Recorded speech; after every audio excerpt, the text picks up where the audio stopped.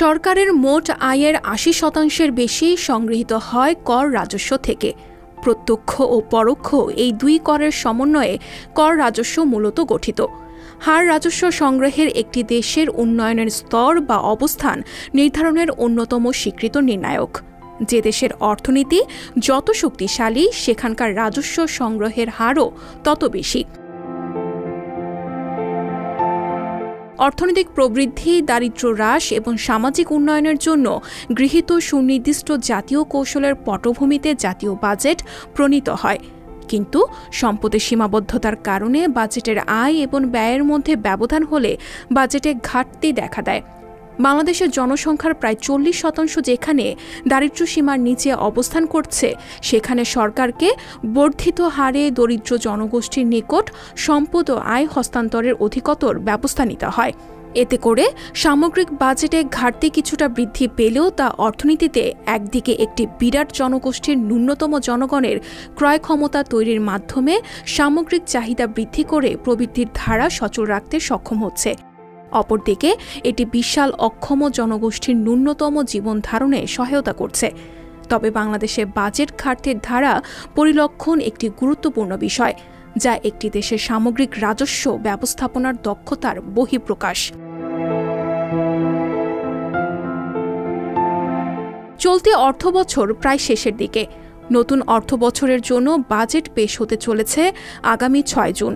এবারের বাজেটে প্রত্যক্ষ করের আওতা বাড়তে পারে।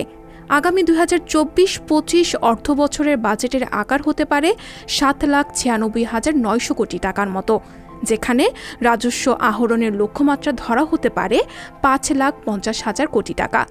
বাজেটে এনবিআর থেকে রাজস্ব আদায় হবে 4,76,500 কোটি টাকা।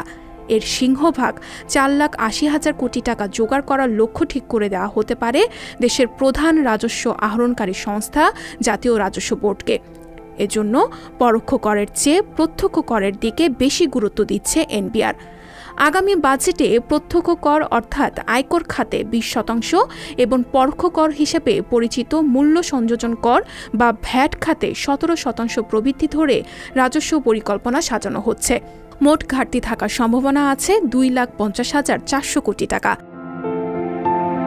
প্রত্যক্ষ কর থেকে রাজস্ব আদায়ের লক্ষ্যে এবারের বাজেটে ধনীদের ওপর বাড়তি 5% কর আরোপের প্রস্তাব করা হতে পারে। তবে নিম্ন আয়কর সীমা বাড়া সম্ভব কম বলে জানিয়েছে অর্থ মন্ত্রণালয় ও এনবিআর সূত্র। কর্পোরেট কর 2.5% কমতে পারে। শেয়ার বাজার তালিকাভুক্ত নয় এমন কোম্পানির জন্য এই হার কমিয়ে 25% করা হতে পারে। শর্ত সাপেক্ষে এই সুবিধা দেওয়া হবে। একক লেনদেনে 5 লাখ টাকা এবং বার্ষিক সর্বমোট 36 লাখ টাকার বেশি খরচ ও বিনিয়োগ হলে তা ব্যাংকের মাধ্যমে করতে হবে বলে আগামী বাজেটে নির্দেশনা আসতে পারে। সঞ্জিতা শম্পা, সংবাদ প্রকাশ। সংবাদ, ফিচার ও অনুষ্ঠানের জন্য ভিজিট করুন সংবাদ প্রকাশের ওয়েবসাইট এবং যুক্ত থাকুন ফেসবুক পেজ ও ইউটিউব চ্যানেলের সঙ্গে।